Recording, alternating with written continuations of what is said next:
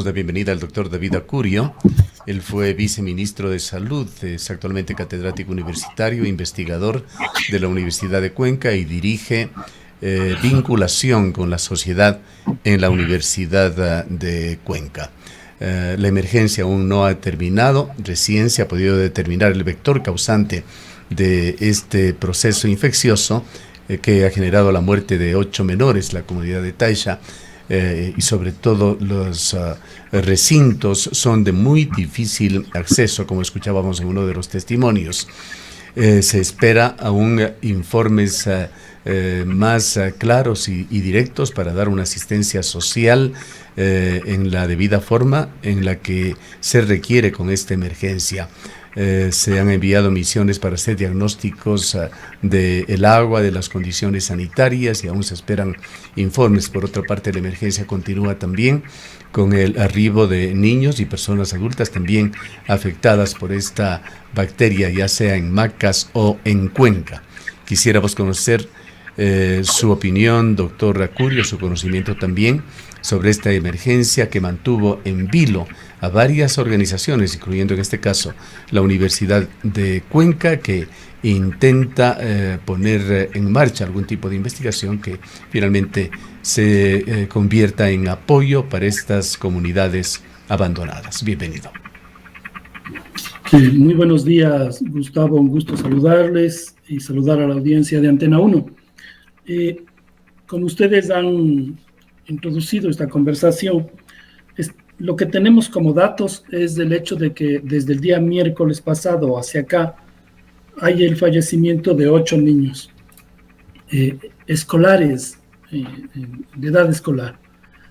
Y de lo que informan los datos oficiales del ministerio, ellos han identificado alrededor de 46 personas con síntomas similares. Hay algunos elementos que son importantes mencionar. El uno es que, según el mismo reporte del ministerio, han confirmado en laboratorio la detección de leptospira, es decir, la bacteria que genera la enfermedad de la leptospirosis, que es una enfermedad que en general tiene una sintomatología, digamos, benigna, malestar general, fiebre intensa, ¿sí? Y una tasa de letalidad bastante baja. La Organización Panamericana de la Salud habla de un 1%, ¿sí? Pero claro, también tiene una forma grave la enfermedad que está acompañada de daño renal y de ictericia, es decir, los niños, los pacientes se ponen amarillos, y en ese caso la tasa de letalidad puede llegar hasta el 20%. ¿Cómo se transmite la enfermedad? La enfermedad se transmite por la orina, particularmente de los roedores, que contaminan las aguas o los terrenos húmedos, y si una persona se contamina a través de la piel, tiene una herida, se contamina. Las condiciones en que se desarrolla la vida en la zona del Cantón Taisha, en el extenso territorio del Cantón Taisha, también evidencia que hay condiciones sanitarias muy precarias en los mismos ríos, que ya en esa altura no bajan con corriente muy rápido, sino que más bien tienen estancamientos de enormes ríos, donde en los mismos sitios la gente lava su ropa, hace sus necesidades, se baña. Pueden ser una de las causas de encuentro entre esta enfermedad, que es una enfermedad frecuente en los roedores y que se transmite a los seres humanos, es una zoonosis. Entonces, tenemos esos elementos que generan algunas dudas, digamos, preguntas sobre todo. Solo con un dato más, y es que los datos que han salido a la luz son datos del miércoles para acá, pero aparentemente tenemos casos desde el mes de diciembre para acá que todavía no están suficientemente notificados por los canales oficiales, pero que se conoce extraoficialmente la presencia de algunos casos desde el mes de diciembre. Estamos hablando prácticamente de 4 meses. Eso genera... Ahora, doctora Curio, muy buenos días. Gracias por acompañarnos, David. Quizás preocupa, por supuesto, sin duda alguna, la falta de prevención y las condiciones absolutamente precarias en las que están viviendo estas personas sin servicios básicos, sin alcantarillado, sin agua potable, sin ni siquiera una letrina. Pero a esto se suma toda esa problemática que también se ha podido evidenciar de las dificultades para el acceso a servicios de salud, no solamente por las distancias, sino por las condiciones en las que se encuentra toda esta infraestructura en materia de recurso humano, personal. No tienen ni medicamentos, nos comentaban el día de ayer que atienden en 1 o 2 colchones, en muy malas condiciones a los pacientes que van llegando, ni qué esperar que cuenten con los insumos necesarios para hacer las pruebas, por ejemplo, para saber si es dengue, si es malaria, si es leptospirosis. Han tenido que pasar varios días, han tenido que morir 8 niños para que el INSPI pueda hacerse cargo de estas pruebas y tener al menos un denominador común, porque entendemos que además los niños no solamente tenían leptospirosis, sino tenían además otras enfermedades, que es lo que agravó su situación y provocó su muerte. Que efectivamente la presencia de la enfermedad y de los fallecimientos de estos niños, niñas, muestra cuando menos 3 elementos a considerar: las condiciones ambientales y de saneamiento existentes en la zona y el abandono que se tiene ahí. Si bien es cierto, es una zona muy dispersa, donde las posibilidades de movilidad son limitadas, se requiere avioneta o largas horas de caminata, no es menos cierto que el modelo de atención de salud debe modificarse para poder hacer una atención más cercana a la gente, una atención más familiar, que no puede ser aquella que está en el centro de salud esperando que la gente llegue. Ese es un primer problema. El segundo problema, aparte de estas condiciones ambientales, hay la necesidad, ese dato no tenemos claridad, hay la necesidad de saber si existen otras fuentes de contaminación del agua. Hay procesos extractivos ahí en la zona, de lo que se sabe, importantísimos procesos extractivos de madera, aparentemente en menor escala procesos extractivos de minerales, y es necesario saber si es que en la zona donde se presenta este aparente brote existen también esas condiciones. Esos datos no tenemos, que sería un elemento que regularmente genera también una complicación.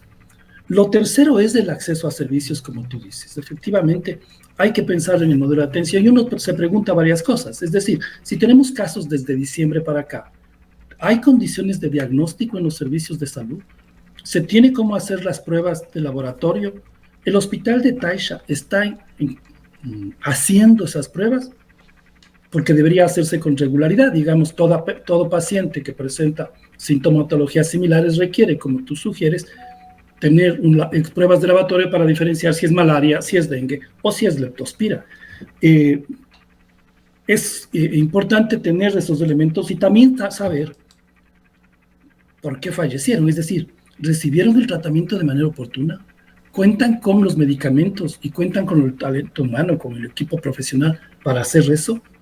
Porque de eso depende también qué estemos esperando como respuesta. Inicialmente pensamos que la salida es tener brigadas médicas. Sí es una salida, sí es necesaria esa acción, pero esa acción tiene que obtenerse en el tiempo, es decir, necesitamos tener equipos de una localidad de manera permanente, técnicos de atención primaria, personas de la localidad suficientemente capacitadas, capaces de identificar, atender, diagnosticar tempranamente y sugerir tratamientos oportunos. Entonces, creo que ese es un elemento a considerar. Finalmente, hay una coexistencia aparente de varias patologías, es decir, se habló primero de tosferina, de malaria.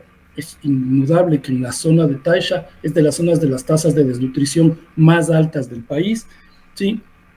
Y esto se suma entonces a la presencia de leptospirosis, que generaría como una serie de factores que incrementan el riesgo de enfermar y de morir en la zona. Ahora, doctora Curio, con lo que ha sucedido en estos días, la forma en que se ha ido conociendo, divulgando poco a poco esta emergencia, la reacción de las autoridades, el informe, por fin, el pasado día sábado, vale la pena realizar una evaluación y con el conocimiento de causa que tiene usted de mecanismos, protocolos del Ministerio de Salud, evaluar de qué manera se ha actuado, se ha seguido adecuadamente los protocolos ante esta alerta sanitaria. Me parece que no se ha tenido una acción oportuna. Creo que la intervención del ministerio termina siendo una intervención bastante tardía. Se da prácticamente el fin de semana. Entiendo que el viceministro, el mismo ministro, estuvieron en la ciudad de Macas, y eso intenta dar una respuesta, pero es una respuesta bastante tardía. Es una respuesta tardía no solamente porque nos dan la información y nos cuentan la identificación de la leptospira en el laboratorio, sino también porque uno se pregunta si el tratamiento no fue muy tardío. Es decir, si se cuenta con los antibióticos necesarios para el tratamiento, la leptospirosis no es una enfermedad de difícil tratamiento. En realidad, el manejo antibiótico básico, penicilina, doxiciclina, como primera línea de atención. Y si uno tiene un paciente que tiene esa sintomatología, esa sospecha, lo que hace es tratarlo oportunamente. Y eso también para mí muestra una debilidad en el sistema de atención y en la respuesta del ministerio y en la acción permanente del ministerio en la zona. Entonces, creo que es súper importante identificar eso, porque esas pueden ser las acciones que nos permitan resolver el problema en el mediano y largo plazo. Es decir, hay que tener equipos de salud, hay que tener medicación, hay que tener capacidad diagnóstica en los laboratorios, que sí tiene, el hospital de Taisha, de la cabecera cantonal tiene, pero claro, hay una serie de centros de salud tipo A, elementales, digamos, que deben tener esa capacidad de diagnóstico y tratamiento también para evitar los fallecimientos. Y sin duda, Gustavo, usted coincidirá conmigo que este tipo de problemas de enorme complejidad sugieren y exigen una respuesta también de más complejidad. No es solo el tratamiento de los pacientes, requerimos acciones tanto de las brigadas médicas para el tratamiento, pero también acciones desde la lógica de resolver los problemas ambientales que están alrededor, de capacitar y de tener veterinarios para poder manejar la situación de los roedores y tener unas acciones de descontaminación y de cuidado en las bodegas también, porque un dato que llama la atención y no es suficientemente claro es ¿por qué los que fallecen son solo niños de edad escolar? Todos se bañan en el río, todos están expuestos al lodo. ¿Por qué los que fallecen son los niños de edad escolar, no los más chiquitos, no los más grandes, cuando las tasas de mortalidad en leptospira en general son de población mayor? Entonces, exige pensar la necesidad de identificar con más precisión el brote, y eso todavía no siento que de la información Hay del ministerio. Un dato adicional dentro de estos procesos de investigación. Doctora Curio, Diario Expreso, en horas de la noche del día viernes, publicó una información en el sentido de que se había enviado desde la ciudad de Cuenca a un patólogo para realizar la autopsia del cuerpo de uno de los niños fallecidos, pero que allí se habían encontrado con la oposición del padre del menor, que no permitía que se realice esto. ¿Cómo funcionan estos temas? Pues era realmente urgente y tenía que aplicarse cualquier tipo de procedimiento, de esfuerzo para tratar de determinar qué es lo que estaba sucediendo. Retrocedo un poco antes de contestar su pregunta. Hay varias formas de detectar la presencia de la bacteria. Las pruebas en sangre, sea por identificación de ELISA, de PCR, cualquiera de esas. Las pruebas también de los cadáveres, que sería el mecanismo que ha implementado el ministerio para poder trabajar. Es decir, digo esto porque entonces habría que preguntar cuántas de las personas les hicieron las pruebas en sangre de manera oportuna. Creo que ahí hay un vacío. En el caso concreto de esta situación que usted comenta, efectivamente no es tan fácil. La ley exigiría que se haga autopsia porque es un fallecimiento no esperado, pero ahí tiene elementos de resistencias culturales y de los familiares en los momentos que pueden ser más dolorosos y que requerirían también realizar una serie de gestiones para que se puedan identificar el factor. Entiendo que de cualquier manera el laboratorio sí logró identificar la leptospira y eso ya fue para el día viernes o sábado en la mañana y ya se pudo intervenir. Entonces, sí, eso es un problema anecdótico, pero no es el problema principal porque sí se pudo identificar con otros mecanismos la presencia de la bacteria y por lo tanto hay que impulsar el tratamiento, ¿sí? Sea en los que están atendidos en Taisha o los que están atendidos en Macas o las personas que están atendidas en el Vicente Corral Moscoso. Hay otros temas también, doctora Curio, que tienen que asumirse tras esta emergencia y es el de la profusión de actividades mineras en el oriente ecuatoriano, tanto minería ilegal como minería autorizada, concesionada. Los más grandes proyectos mineros se encuentran en la zona sur del país, en la provincia de Zamora, y no hay prácticamente investigaciones que estén realizándose por allá. Incluso hay muchos problemas, muchos obstáculos para investigaciones de carácter periodístico, y más bien hay un celo que lo resguarda muy bien, además con el apoyo del oficialismo, la compañía minera, para que se pueda ingresar y hacer cualquier tipo de observación en esta gigantesca mina. Sin descartar, por supuesto, lo que había mencionado ya, la profusión de minería ilegal que está por todas partes en el oriente ecuatoriano. Las personas que residen en la zona nos han contado en estos días efectivamente la presencia de procesos mineros, lo que llamamos el Transcutucú, es decir, hacia el oriente de la cordillera del Cutucú, y que son procesos importantes. No me atrevo en este momento a ligar esa referencia con los casos, porque los casos referidos están un poco más adentro en la Amazonía, es decir, están en la zona de Huasaga, que es zona casi limítrofe con el Perú.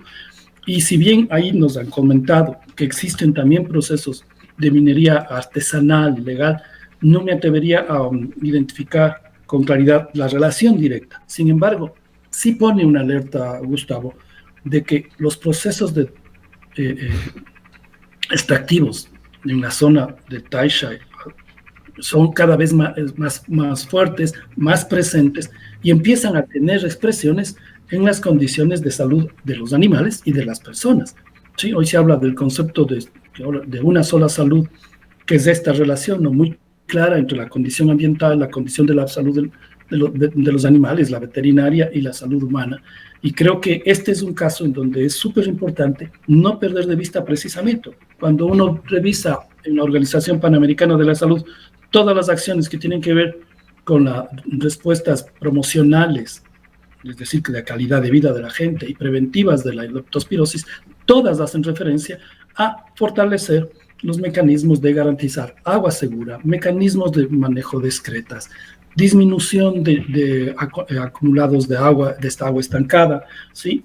Y capacitación, identificar presencia de equipos veterinarios junto con la presencia de equipos médicos. Por ahí va la respuesta. Pero debería haber un monitoreo muy cercano de los ríos, particularmente de aquellos aguas abajo de las compañías mineras, de la presencia de plomo, mercurio, arsénico, cadmio, metales pesados que contaminan las aguas en los procesos mineros. Y además, quizás a esto hay que añadir, David, algunas preocupaciones que tienen en las comunidades que van más allá de estas enfermedades puntuales, ¿no? Dengue, malaria y otras, quizás fiebre amarilla, sino que ya hay otras preocupaciones en temas de malformaciones, hidrocefalias y otras enfermedades que se estarían reproduciendo y otras condiciones que se estarían reproduciendo también y que se están evidenciando cada vez más y que tampoco han sido investigadas y analizadas sus causas. No podemos directamente atribuirle a la minería, pero existe esa preocupación en la zona. Sin duda alguna, y quizá ahí hay una de las tareas que tenemos como academia, como Universidad de Cuenca y como sociedad. Creo que es importantísimo que con esta alerta podamos abrir contactos. Estamos tratando de coordinar con la prefectura de Morona Santiago, que entiendo que está ayudando inclusive con vuelos, para ver si se puede hacer muestras de agua, identificar algunos de los temas. que pueden estar relacionados a las condiciones ambientales y que impactan en la salud animal y la salud de los seres humanos. La otra cosa que me parece que se ha hablado poco en estos días sobre la situación de Taisha, pero que es coexistente con los casos de leptospirosis, es que es necesario retomar y mejorar las coberturas de vacunación. Las coberturas de vacunación en el país en general han decrecido muchísimo y eso hace que hoy tengamos un incremento de casos de leptospirina. Provincias como Napo tienen unas tasas de prevalencia enormemente altas de este rato en el país. Luego le sigue Santo Domingo, Manabí, Imbabura. Morona, Santiago está entre las tasas más bajas, pero no sabemos si es por falta de datos, sí, o porque efectivamente hay pocos casos de leptospirina, pero la presencia de leptospirina y de este incremento de casos lo que muestra es una consecuencia del decrecimiento de las coberturas de vacunación. Hay que hacer vacunación en toda esa zona también. Bien, tomando uno de los puntos que usted había señalado, y muy acertado, doctora Curio, era estos temas que tienen que investigarse. ¿Por qué los niños? ¿Por qué los niños en edad escolar? Esto seguramente lleva también las investigaciones de las condiciones sanitarias de las escuelas, y en esto vale la pena señalar también, nos informan desde el Banco de Desarrollo del Ecuador, que el año anterior se ha logrado aprobar un financiamiento de unos $5 billones para el GAD de Taisha, para la construcción del primer sistema de alcantarillado en esa parroquia, con fondos del Banco Europeo de Inversiones, un 15% de fondos no reembolsables. Buena coyuntura para que el gobierno nacional tome en consideración esta situación y posiblemente pueda más bien apoyar para el avance efectivo, rápido de este sistema de alcantarillado allá en Taisha. Es una muy buena noticia. Yo me alegro muchísimo que se haya avanzado en los temas de alcantarillado. Supongo que eso permite que en las zonas más amanzanadas, en las zonas más urbanizadas, en la cabecera cantonal de Taisha, se pueda contar con alcantarillado y quizá en alguna de las parroquias. Eso tiene que ir acompañado de modelos, digamos, alternativos al alcantarillado para el manejo de excretas en las zonas de enorme dispersión. Es difícil tener ciertamente alcantarillado en toda la Amazonía. No hay condiciones objetivas para eso, pero es necesario que desde salud, desde ambiente, se establezcan mecanismos de otro tipo de manejos de excretas, como las letrinas secas, los mecanismos alternativos de manejo de desechos sólidos, etcétera, de tal manera que podamos contar en las distintas viviendas con esas condiciones. No siempre vamos a poder, no podemos exigir que todas las parroquias del Cantón Taisha por su dispersión tengan alcantarillado, pero sí pensar en que tengamos un intensivo proceso de implementación de alternativas para el manejo de excretas y desechos sólidos. Ahora aquí también lo que se requiere es un trabajo coordinado y conjunto, además de todos los niveles del Estado, porque está el Ministerio de Salud, al que le hemos escuchado recién en estos últimos meses respecto de en estos últimos días respecto de la situación de Taisha, pero no le hemos escuchado al MIES, no le hemos escuchado a la Secretaría a la Secretaría que trabaja sobre el tema de la desnutrición aquí en el país, de Ecuador sin desnutrición, no le hemos escuchado al Ministerio del Ambiente, no les hemos escuchado a un montón de otras instancias y no sabemos tampoco si este trabajo se está haciendo de manera coordinada, porque es fundamental con los gobiernos locales, las juntas parroquiales, las alcaldías, las prefecturas de estas zonas. Sí, si no se hace un trabajo coordinado y interdisciplinario, intersectorial, puede ser que resolvamos por el momento este número de casos y este aparente brote. Pero si logramos resolver entre todos, vamos a tener la posibilidad de que efectivamente las condiciones de vida de la población que está ahí sean mejores y por lo tanto los riesgos de enfermar y morir también cambien. Bien, para finalizar, doctora Curio, y en su calidad de director general de vinculación con la sociedad de la Universidad de Cuenca, ¿pueden las universidades azuayas canalizar de alguna manera para tener una mayor interactuación, cumpliendo con su misión regional y activar proyectos de investigación que beneficien a la zona suroriental del país? Nosotros hemos estado en estos días precisamente tratando de contactarnos con las personas, con líderes de la localidad para establecer cómo podemos apoyar. En principio aparecen tres ámbitos en los que sentimos que podemos ser útiles. El primero es que podamos acompañar algunas brigadas médicas. Eso no es sostenible, desgraciadamente, pero sí podríamos fortalecer la intervención ahora si es que se prestan las condiciones. El segundo, que me parece enormemente importante y más útil a largo plazo, es el desarrollo de investigaciones en torno a las condiciones del agua, del suelo y a las condiciones generales de salud. Y el tercero es que se pueda apoyar en estos momentos con algunas condiciones de insumos que pueden ser antisépticos. Por la iniciativa de los estudiantes, el día de ayer vi que la Federación de Estudiantes se ofrecía como centro de acopio para poder hacer estos procesos, y de lo que hemos visto en estos años que hemos apoyado en algunas situaciones de crisis, lo ideal es que eso pueda ser canalizado de manera más directa a las personas que requieren estos insumos y apoyos. En este caso serán las organizaciones de las comunidades. A veces se trabaja con las estructuras de la iglesia y por supuesto, con el Ministerio de Salud. Así es. Efectivamente, se han detectado muchísimos voluntariados que quieren ayudar. Hace falta liderazgos, hace falta organización, poner los ejes fundamentales para que todos estos esfuerzos fluyan y tengan resultados muy efectivos. Queremos agradecerle mucho por su presencia, doctora Curio. A ustedes, muchísimas gracias. Que tengan un buen día. A las órdenes. Gracias del doctor David Curio, ex viceministro de Salud. Él es profesor e investigador de la Universidad de Cuenca y es el director general de vinculación con la sociedad de esta universidad. Son las 8:10 minutos. ¿Sabías que ya entró